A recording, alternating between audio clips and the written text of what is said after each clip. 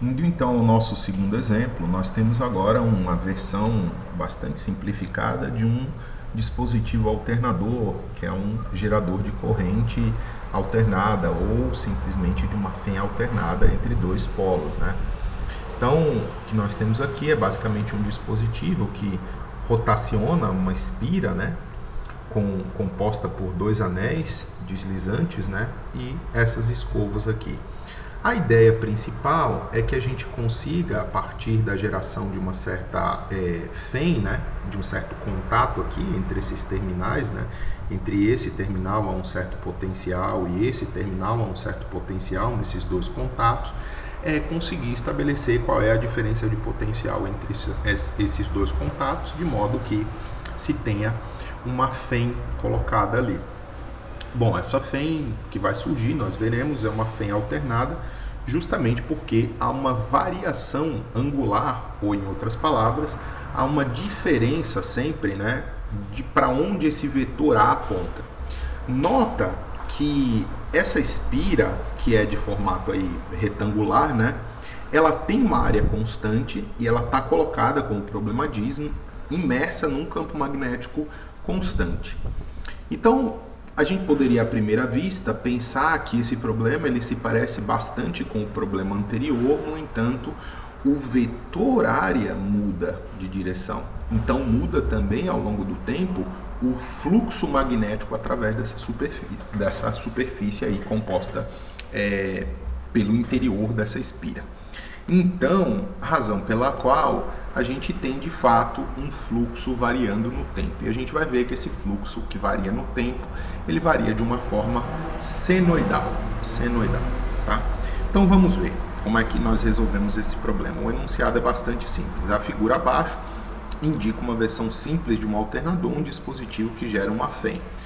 Fazemos uma espira retangular, girar com uma certa velocidade ômega, em torno do eixo indicado, então essa velocidade ômega é em torno de um certo eixo de rotação, de simetria, né, dessa espira.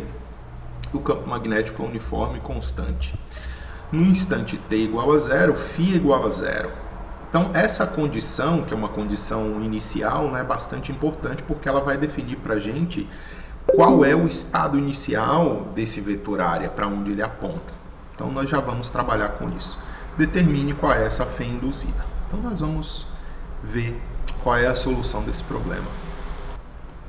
Passando então à solução do problema, nós temos então a seguinte configuração, né? Nós temos ali vou desenhar bem grosso modo, né? Uma espira aproximadamente retangular, que está situada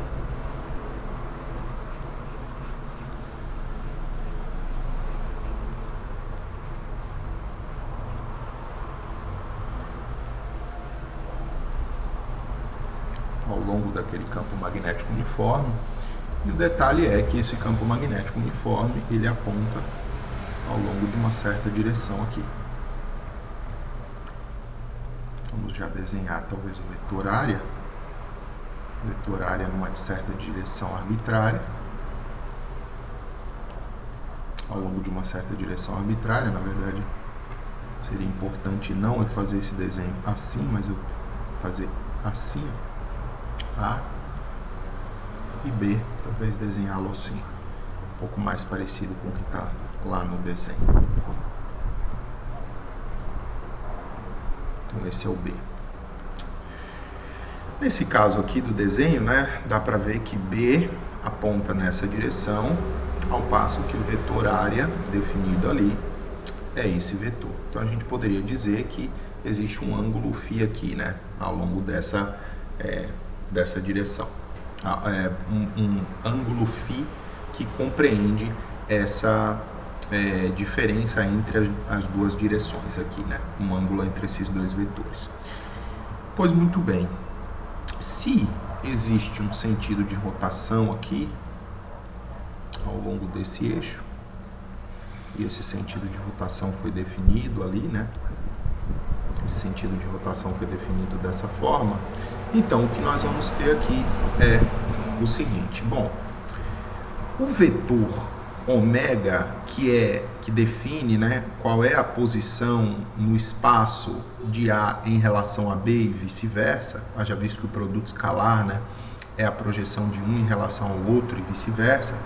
Então ele tem relação com esse ômega. De maneira geral, a gente pode escrever o seguinte, ó, ômega, que é no fundo, né, uma taxa de variação angular, ela vai depender de quem é esse θ aí, né? Então, ômega é um dφ dt.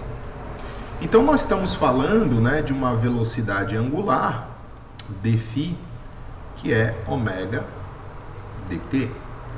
Então, como nós temos um ômega constante, se nós integrarmos isso, né, de um certo valor, vamos imaginar que nós queiramos definir um ângulo a partir de um certo valor inicial, então vamos dizer assim, ó, é de um certo ângulo φ no tempo zero e um φ no tempo t. Então essa é uma integral, obviamente, de 0 até t. Então, isso aqui que eu fiz basicamente é usar a definição de velocidade angular instantânea, que a gente aprende na análise das variáveis de rotação ainda no contexto da mecânica. Nesse caso, o que nós temos é um φ de t menos φ de zero, que é um ômega vezes t. Nesse caso, então, o que nós temos pelo problema é que φ no tempo igual a zero é igual a zero. Ou seja, como é que está disposta a configuração dessa espira em relação ao campo? Então, é assim, ó. Nós temos a espira,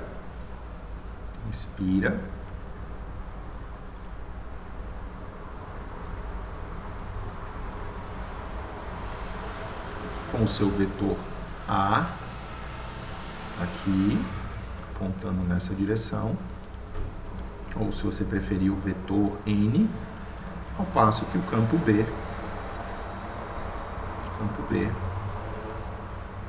aponta assim. O campo B está assim. Ou seja, B é paralelo a A e o ângulo entre eles é zero. Então isso aqui vale para o tempo t igual a zero. Obviamente, o que acontece com essa espira em relação a esse eixo aqui, ela vai naturalmente revolver ou girar em torno desse eixo, mas a configuração inicial é essa. Como é que eu faço então para definir a função φ desse ângulo em função do tempo? Ora, φ de t é um ômega t. Então essa é a primeira constatação que nós temos de t aí, né? Deixa eu só colocar isso aqui com uma outra cor para a gente não confundir ali com esse vermelho, achar que eu estou puxando alguma seta aqui para relacionar esse φ de zero com esse. Não, essa é a função, essa é uma função horária, né? Então, como ângulo φ entre B e A varia no tempo.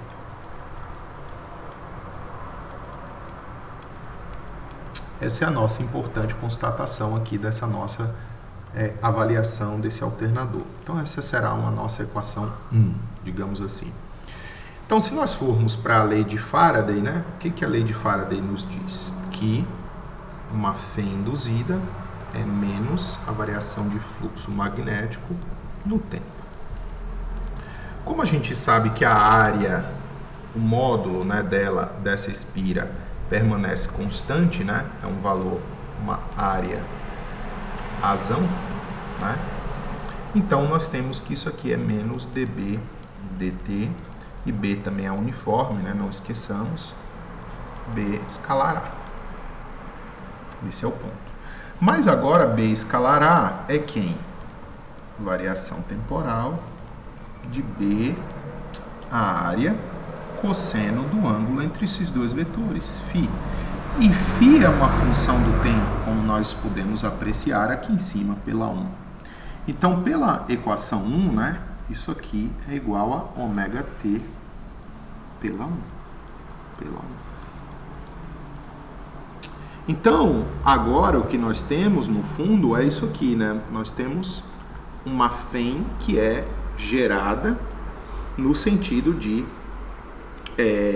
promover uma alternância dessa fase, né? Uma fase diferente aí do tipo cosseno de φ, né? Que varia ao longo do tempo. Então, como B é uniforme e A é uniforme, então isso é menos B vezes A, derivada temporal do cosseno. E a derivada temporal do cosseno é menos seno. Eu vou colocar explicitamente, né, dt aqui ainda, porque eu vou escrever que isso é cosseno de ômega t. E aí sim eu vou agora operar aquela derivada. dA, derivada de cosseno é menos seno de ômega t. E aqui ainda, pela regra da cadeia, ainda cai um ômega. Então nós temos aqui que, de fato, a FEM ela é B A ômega vezes o seno de ômega t. Então essa é a nossa FEM aí, induzida, estabelecida ali, né, naquela espira, e ela de fato, em todo instante, por esse sinal negativo, a gente já viu, né, ela se contrapõe, ela é no sentido oposto à variação de fluxo magnético. Então nós podemos apreciar isso um pouco fazendo um gráfico rapidinho aqui de como é que se colocam essas duas grandezas, né? Então a gente pode graficar como é que se comportam essas duas grandezas rapidamente. Então aqui ao longo desse eixo aqui eu vou representar o fluxo magnético e também a FEM. Então vou talvez representar por cores diferentes, né? Vou representar em preto mesmo o fluxo magnético como uma função do tempo e a FEM com a letra vermelha, certo? Com a cor vermelha. E aqui é uma função do tempo, obviamente. A FEM em função do tempo nós já achamos aqui, né? Que é essa nossa equação 2. Mas e o fluxo magnético? Ora, o fluxo magnético, φ de B, por favor, não confundam com o φ desse ângulo aqui, né? Então, φ de B quem é? φ de B é simplesmente o B escalar A. E nós vimos que B escalar A quem é? B, A, o cosseno de φ, que é cosseno de ômega vezes o tempo. Então, isso aqui, na realidade, é uma função cosseno cujo máximo inicial, né, em t igual a 0, então eu começo esse movimento aqui, né, eu começo esse gráfico aqui com o valor máximo de φ de B, que é BA, que é o nosso φ, vou colocar assim, φ B max, que é no tempo 0. E à medida que o tempo vai passando, isso aqui vai se alternando até um valor mínimo e assim por diante. Eu não vou representar todos os ciclos aqui, obviamente, né? Eu vou só qualitativamente me restringir a esse um ciclo aqui. Isso aqui é um período de oscilação. Isso aqui é um período. Isso aqui, obviamente, é 3 meios do período. Isso aqui é meio período e isso aqui é 1/4 de período. Tá? Em meio período, naturalmente, por essa equação, é fácil de ver isso. Isso aqui dá menos φ B max, que é menos BA. Certo? Muito bem. Ao mesmo tempo, a gente parte, né, com esse fluxo no tempo 0 como sendo o fluxo máximo, é claro, porque no tempo t igual a 0, como é que nós tínhamos a configuração? Nossa configuração era para a espira, eu vou desenhar aqui com um quadrado assim, né, aproximadamente, com um retângulo aqui. Então nós tínhamos B aqui e A aqui. Quando nós temos isso aqui, 1/4 do período, né? Eu vou representar aqui para cima. 1/4 do período, o que nós temos? Nós temos que o fluxo é de fato zero. Por quê? Porque o fluxo é zero, porque agora nós vamos ter uma configuração em que nós temos a espira girando naquele sentido definido lá. Lembremos, A está assim e B está assim. Ao mesmo tempo, quando nós temos metade do período, então nós temos espira novamente na vertical, o A aponta assim e o B aponta assim. Em 3t/2 a gente faz esse exercício muito rapidamente, né, e constata que agora nós temos a espira na horizontal de novo, o nosso A está para cima, o nosso B para cá. E por fim, no período, eu volto a ter a mesma situação inicial. B aqui, A aqui. E isso se repete ao longo dos ciclos, certo? Bom, naturalmente não preciso me expor muito isso, né? O período é dado por 2π sobre ômega, então o período é definido por essa propriedade da revolução. Então, esse parâmetro aqui, o período, vai ser tão maior quanto menor for essa frequência de oscilação. Se for uma frequência de oscilação muito rápida, o período vai ser menor. E quanto à FEM induzida nesse caso, né? A FEM ou a corrente, se você preferir, né? Dado que ali nós teríamos que pegar a resistência ao longo desse circuito todo, mas o módulo seria dado pela FEM, no caso da força eletromotriz, e no caso da corrente eu só precisaria dividir por uma resistência, como nós vimos no caso anterior. Então, nesse caso aqui, 2, né, o que eu teria? No tempo t igual a 0, essa função seno é nula, então eu parto daqui. E aí, de fato, como nós sabemos que essa função ela é uma função deslocada de π/2, né, em relação ao cosseno, o que eu devo esperar ter? Eu devo esperar o seguinte, que quando eu tiver a posição nula desse camaradinho aqui, do φ, eu devo ter um máximo associado a FEM. Então, no caso em tela, nós teríamos algo que é assim, né? Eu parto aqui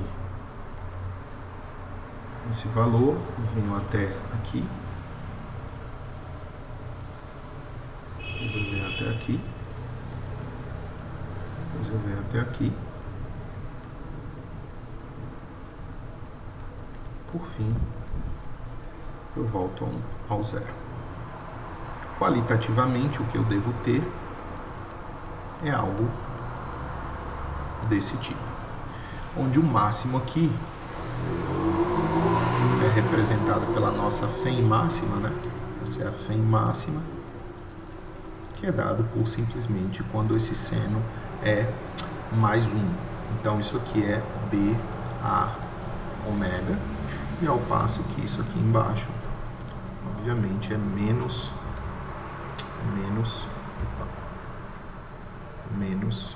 Emax, que é menos BA